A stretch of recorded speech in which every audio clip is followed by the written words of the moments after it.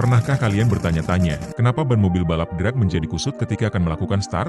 Itu bukan karena kualitas ban yang jelek, melainkan, hal ini adalah salah satu fenomena fisika.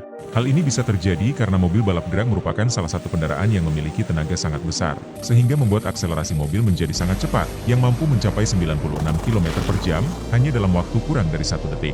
Sehingga untuk memaksimalkan cengkeraman ke aspal agar tidak tergelincir, digunakanlah ban lunak khusus, dengan tekanan udara rendah.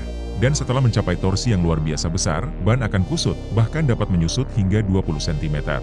Tetapi ketika memasuki kecepatan yang tinggi, ban akan benar-benar mengembang. Dan setelah kalian melihat video ini, kalian tidak akan berpikir lagi bahwa ban yang digunakan dalam balapan drag race memiliki kualitas yang buruk.